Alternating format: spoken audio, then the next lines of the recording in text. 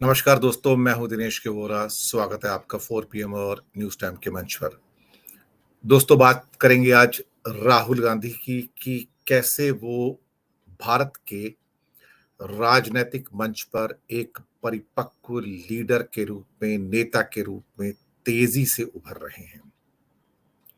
शायद उनकी परिपक्वता, उनका तेजी से भारत के राजनीतिक सीन पर उभरना और एक नई छवि के साथ आना, यही भारतीय जनता पार्टी को परेशान कर रहा है। कारण बहुत स्पष्ट, क्योंकि आज भारतीय जनता पार्टी की जो लीडरशिप है, उन्हें भारत के अंदर नरेंद्र मोदी को छोड़कर किसी और लीडरशिप के उभरने का अगर उन्हें जरा सा आभास भी हो तो ये उन्हें बर्दाश्त नहीं है। ये एक सच है। उन्हें लगता है कि अगर लीडर है तो सिर्फ उनका है और लीडरशिप पे हक भी उनका है, और भारतीय जनता पार्टी ही वो पार्टी है जो अगले 50 वर्षों तक भारत पर राज्य करेगी। ये अमित शाह भी कई बार कह चुके हैं। खैर, ख्वाब देखने में कोई बुराई नहीं है, और 50 साल तो भारत के इतिहास में कोई भी एक पार्टी, इवन कांग्रेस जैसी महारथी पार्टी अपने समय में, वो भी 50 साल तक लगातार राज नहीं कर पाई थी। अमित शाह के दिमाग में क्या चलता है अमित शाह जाने, लेकिन वो हर जगह जाकर जरूर कोई ना कोई ऐसी बात कहते हैं जिसमें मुझे उनके लीडर होने की या नेता होने की परिपक्वता तो बिल्कुल नजर नहीं आती है। अभी नॉर्थ ईस्ट में गए थे और वहां जाके बोल बैठे कि कांग्रेस के राज में तो नॉर्थ ईस्ट को बिल्कुल ही भुला दिया गया था या किसी और के हाथों में सौंप दिया गया था। ये दरअसल एक किस्म की मिस इन्फॉर्मेशन कैंपेन है, जहां भारत की जनता को बताया गया कि नॉर्थ ईस्ट भारत में था ही नहीं, और पिछले 8 सालों में भारतीय जनता पार्टी ने नॉर्थ ईस्ट की सभी 8 स्टेट्स को भारत में मिलाया है।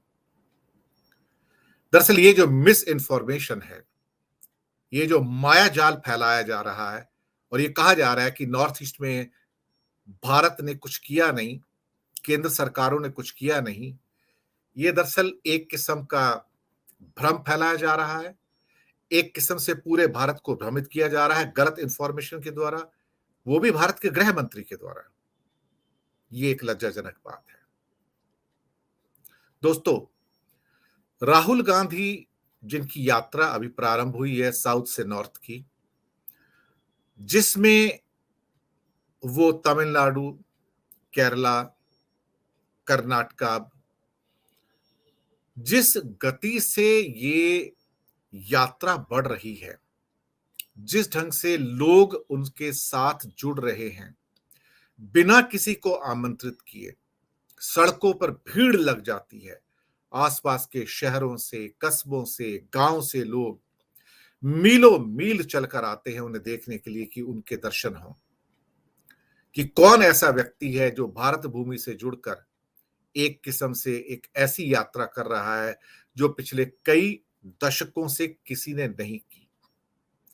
शुरुआत में जो इसका उपहास किया गया भारतीय जनता पार्टी के द्वारा कि ये यात्रा नहीं है, ये तो पाखंड है, और भारत टूटा ही कहां था जो भारत को तुम जोड़ रहे हो, और ना जाने कितने प्रपंच, कितने पाखंड रचे गए भारतीय जनता पार्टी के द्वारा और आईटी सेल के द्वारा, ताकि यहां से लोगों की नजर हटे और मोदी जी के ऊपर, अमित शाह के ऊपर केंद्रित हो जाए।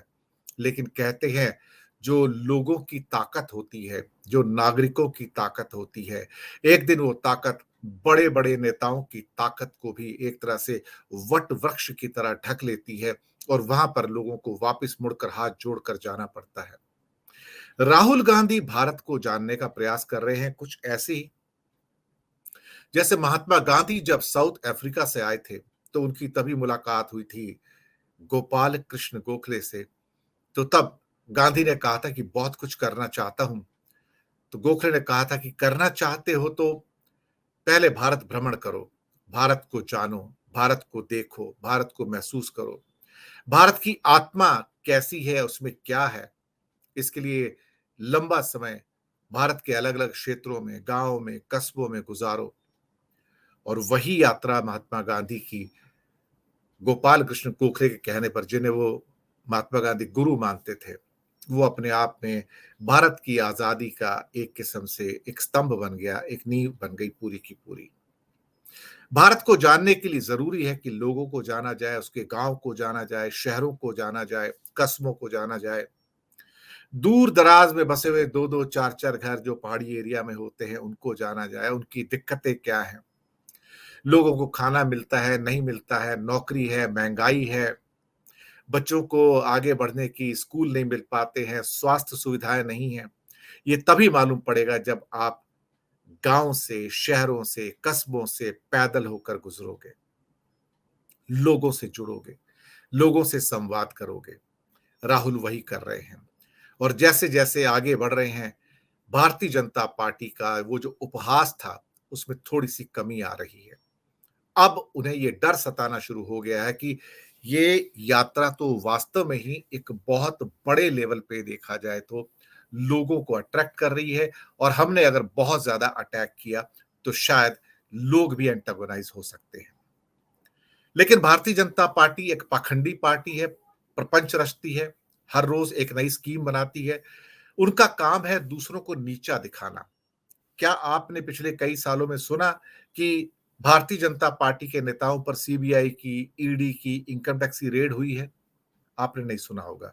दरअसल जिनके पास पहले रेड हुई भी थी, जिनके ऊपर रेड हुई थी, और बाद में उन्होंने जब बीजेपी ज्वाइन कर ली तो उनकी फाइलें पूरी की पूरी बंद हो गई और उनके ऊपर कोई कार्रवाई नहीं होती है। ये भारतीय जनता पार्टी में भी दरअसल जो एडीआर की रिपोर्ट है, बड़े से बड़े क्रिमिनल भरे हुए हैं, जिनके ऊपर मर्डर, किडनैपिंग, रेप, बलात्कार, हत्या, ये सारे उनके ऊपर चार्जेस हैं, उनके ऊपर भी, ऐसा नहीं कि नहीं। और ऑलमोस्ट आधे एमपी एमएलए ऐसे भारतीय जनता पार्टी के जो अपराधी हैं, जिनके ऊपर अपराध के सारे चार्जेस हैं उनके ऊपर। अब मैं नाम नहीं लेना चाहूंगा किसी का, वो अखबारों में नाम आते रहते हैं, सबके सबको पता है। और वहां पर कितने धनवान है वो भी आपको पता है कि करोड़ अरबपति जो है, भारत भारतीय जनता पार्टी में उसकी लाइन लगी हुई है। अब मुसीबत ये है कि राहुल गांधी जनता से जुड़ रहे हैं और भारतीय जनता पार्टी जनता से कट रही है, वो जनता के बीच में नहीं जाती। हाँ, कभी कभी भव्य शोभा यात्राएं मोदी जी जरूर निकालते हैं, और ये किराए की भीड़ मंगाकर ये जताने का प्रयास करते हैं कि देखो मेरी पॉपुलैरिटी कितनी है। ये बात उन्होंने पिछले गुजरात के चुनाव में भी की थी, जब 2017 के चुनाव थे गुजरात में, तब ऑलमोस्ट कांग्रेस जीतती नजर आ रही थी, बीजेपी हारती नजर आ रही थी, और लास्ट मोमेंट में जितनी शोभा यात्राएं मोदी जी ने निकाली और जो उसके अंदर भीड़ आई थी, उससे अंदाजा हो चला था कि शायद कांग्रेस को नेस्तनाबूद कर देंगे। लेकिन सच ये है कि 182 सीटों में गुजरात में भारतीय जनता पार्टी 100 का आंकड़ा टच नहीं कर पाई थी, 98 99 पर आकर सिमट गई थी, ये भी एक सच है। तो मोदी का जादू भी नहीं चलता था, और मोदी भी कभी अपनी लाइफ में 130-40 सीटें जो अमित शाह हमेशा कहते हैं ना, मिशन 150, मिशन 41, 145, ये कभी मोदी स्वयं जब मुख्यमंत्री थे तब भी प्राप्त नहीं कर पाए थे। खैर, राहुल गांधी की यात्रा जब मांड्या पहुंचती है तो सोनिया गांधी उसको ज्वाइन करती हैं, और तब लोगों में नया उत्साह नजर आता है। राजस्थान की प्रॉब्लम भी थोड़ी सॉल्व हो जाती है। जो चुनाव हो रहे हैं कांग्रेस अध्यक्ष के, वो भी अब स्मूथली लाइन पर आ जाते हैं, मल्लिकार्जुन खड़गे और शशि थरूर के बीच में। पर इन सब के बीच में पद का लालच छोड़कर जो व्यक्ति इस समय ऊपर उभर कर आ रहा है भारत की राजनीति में, वो है राहुल गांधी। अब उन्हें किसी पद की लालसा नहीं है। वो कई बार कह चुके हैं कि मैं यहां पर भारत का प्रधानमंत्री बनने के लिए नहीं आया हूं, मैं यहां से लोगों से जुड़ने के लिए आया हूं, लोगों के दुख दर्द को पहचानने के लिए आया हूं, उनकी मदद करने के लिए आया हूं, भारत की जनता का जो दर्द है उसे समझने के लिए आया हूं, मुझे कोई पद नहीं चाहिए। ये कुछ ऐसे ही, क्या कहते हैं कि जैसे पुराने जमाने में आजादी से पहले नेता होते थे, जिन्हें पद की कोई लालसा नहीं होती थी और वो उसको ठुकरा देते थे, बिल्कुल उसी स्टेज के अंदर इस समय राहुल गांधी हैं। परिपक्व लीडर के रूप में हैं, और उनके स्टेटमेंट्स बिल्कुल सटीक आते हैं, सधे हुए आते हैं, और कहीं ना कहीं भारतीय जनता पार्टी के ऊपर करारा अटैक करते हुए नजर आते हैं। हिंदुत्व हो, घृणा की राजनीति हो, नफरत की राजनीति हो, और RSS, BJP, Bajrang Dal, VHP, ये तो सारे के सारे घृणा और नफरत के सौदागर हैं। ये तो हिंदू धर्म की आड़ के अंदर देखा जाए तो बाकी सभी धर्मों से घृणा करते हैं और भारत को एक किस्म से सामाजिक रूप से तोड़ने का प्रयास करते हैं। राहुल गांधी सिर्फ यहीं तक नहीं बल्कि उन्होंने सावरकर पे ही अटैक किया कि सावरकर भी देखा जाए तो एक किस्म से ब्रिटिश के साथी थे और उन्होंने भारत की आजादी में कोई ऐसा योगदान नहीं दिया, बल्कि एक तरह से उनके पिछलग्गू हो गए थे अंग्रेजों से माफी मांगने के बाद। ये बात सच है कि हिंदू महासभा ब्रिटिश की साथी थी, उन्होंने आजादी में कोई योगदान नहीं दिया। आजादी में योगदान अगर किसी ने दिया तो सिर्फ महात्मा गांधी और कांग्रेस का था। और ये हिंदू महासभा जो कि उसमें से फिर आरएसएस भी निकलती है, उनका भी कोई आजादी में योगदान नहीं था, बल्कि उस टाइम जो इनके हेड गवार गुरु गोलवलकर वगैरह होते थे, ये सब ब्रिटिश के साथी थे। इन्होंने ब्रिटिश को सपोर्ट किया, इन्होंने कभी भी आजादी को सपोर्ट नहीं किया, किसी भी हाल में नहीं किया। और राहुल गांधी वही कहते आ रहे हैं। यही चीजें तंज के रूप में जब भारतीय जनता पार्टी को लगती हैं तो तिलमिला जाते हैं और वो कहते हैं कि जिनको वो आइकॉन मानते हैं कि वीर सावरकर, जिसके लिए कई बार वो कहते हैं कि इनको भारत रत्न भी दिया जाए। दरअसल भारत रत्न तो उनको जब राष्ट्रपति के आर नारायण थे और अटल बिहारी भी थे तब भी मिल जाता था, लेकिन उस समय के आर नारायणन साहब सुनने में आया है कि अड़ गए थे कि मैं इस फाइल पे साइन नहीं करूंगा। सुनने में आया है, मुझे हकीकत नहीं ज्ञान नहीं है उसका, लेकिन ये सुनने में आता था।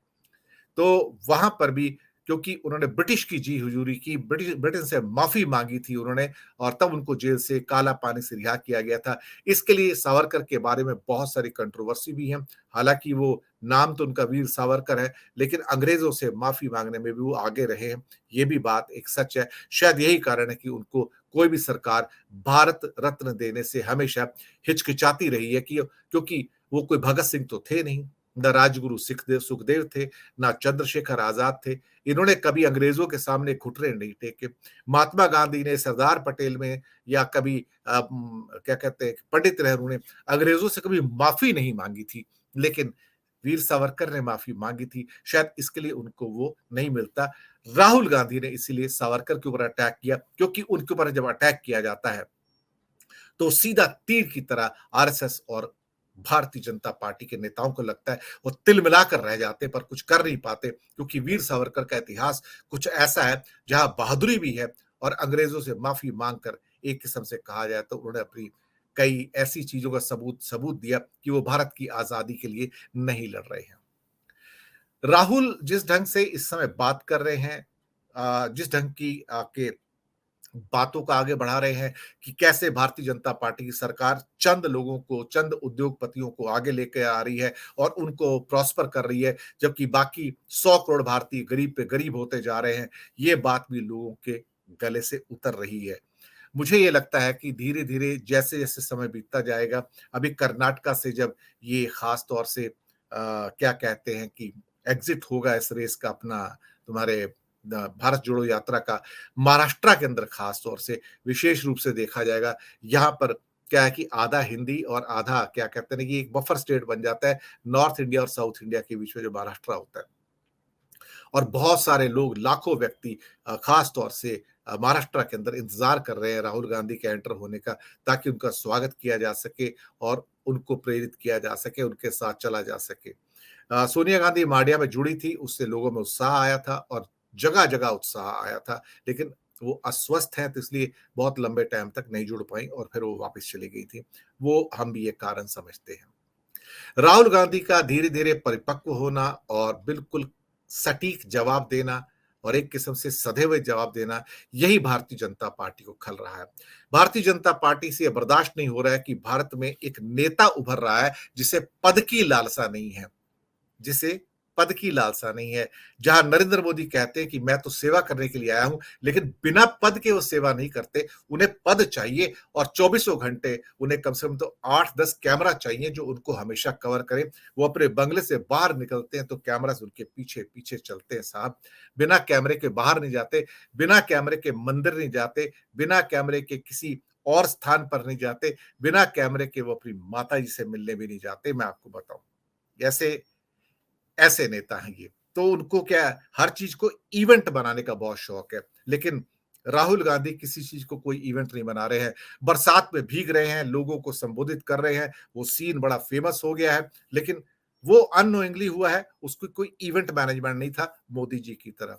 वो अपनी माँ के जूते के फीते बांधते हैं, तो वो कोई इवेंट नहीं था, जैसे कि मोदी जी अपनी माता जी के पैर छूते हैं तो सामने 4 कैमरा लगे होते हैं जो उनको शूट कर रहे हो कि हाँ, वो माँ के पैरों को छू रहे हैं। लेकिन यहाँ एक बेटा अपने माँ के जो जूते हैं उसके जस्ट लेसेस को बस क्या कर रहा है, ढंग से टाई कर रहा है और कुछ नहीं कर रहा है जो ढीले हो गए थे। ये कोई इवेंट मैनेजमेंट नहीं था। यही फ़र्क है राहुल गांधी में और नरेंद्र मोदी में कि नरेंद्र मोदी के लिए हर चीज़ इवेंट मैनेजमेंट है, हर चीज़ मैनेज की जाती है। वो अच्छा खासा मेकअप करके निकलते हैं, तरह-तरह के लिबास पहनते हैं, तरह-तरह की टोपियाँ पहनते हैं, जैकेट्स पहनते हैं। एक किस्म से कहा जाए तो भारत के सबसे बड़े ब्रांडेड प्राइम मिनिस्टर हैं, जिनको एक ड्रेस पहनने के बाद वो ड्रेस दोबारा शायद वो पहनते नहीं हैं। बहुत ज़्यादा पैसा है इनके पास, प्रधानमंत्री के रूप में बहुत तनख्वाह आती है और उनका जो जीवन है, जिस ढंग की वो गाड़ियों में चलते हैं, हवाई जहाज़ों में चलते हैं, बंगलों में रहते हैं, जो लिबास है डेढ़-डेढ़ लाख रुपए के चश्मे और पेन यूज़ करते हैं, वो विलासिता की जिंदगी है। राहुल गांधी तो सिंपल जिंदगी जी रहे हैं। जब उनकी क्या कहते हैं कि एक शर्ट के ऊपर टी-शर्ट के ऊपर जब आक्षेप किए गए थे, तो तब कहा गया था कि चलिए आपके प्रधानमंत्री जी के, मोदी जी के जरा पेन, चश्मे और लिबासों के बारे में बात कर लें, तो उसके बाद चुप्पी छा जाती है वहां पर। क्योंकि प्रधानमंत्री आज की डेट में सादगी के प्रतीक नहीं है, विलासिता के प्रतीक है। हर वो चीज जो ब्रांडेड है, विलासी है और जो बड़े लोग कर सकते हैं, अरबपति वही वो करते हैं। दोस्तों, राहुल गांधी एक ब्रांड के रूप में उभर चुके हैं, उनको रोक पाना मुश्किल होगा, बशर्ते कि वो कोई ब्लंडर ना करें, बशर्ते कि वो फिर से पुराने रास्ते पर न चला जाए। और एक सूचना और जो हमें प्राप्त हो रही है, पीछे ऑलमोस्ट कंफर्म तो हुई है, लेकिन एक ईस्ट से वेस्ट की यात्रा भी 2023 के अंदर ऑलरेडी फिक्स कर दी गई है। वहां पर शायद वो गुजरात या महाराष्ट्र से चलेंगे और फिर वो नॉर्थ ईस्ट तक वहां पर जाएंगे। तो ये दोनों यात्राएं साउथ से नॉर्थ की भी होगी, ईस्ट या वेस्ट टू ईस्ट जो होगा, ये भी होने जा रही है। इसका कार्यक्रम भी फाइनलाइज हो गया है। तो राहुल गांधी एक लीडर के रूप में, परिपक्व लीडर के रूप में उभर रहे हैं। ये एक अच्छी बात है और इसी बात से भाजपा को डर लगता है कि ये पद की लालसा में नहीं कर रहे हैं, बल्कि धीरे-धीरे उनका स्टेचर बड़ा हो रहा है। दोस्तों, आपको प्रोग्राम कैसा लगा? आप फीडबैक दीजिएगा। 4 पीएम और न्यूज़ टाइम दिनेश के वोरा को सब्सक्राइब ज़रूर कीजिएगा। बहुत-बहुत आभार हमारे साथ बने रहने के लिए।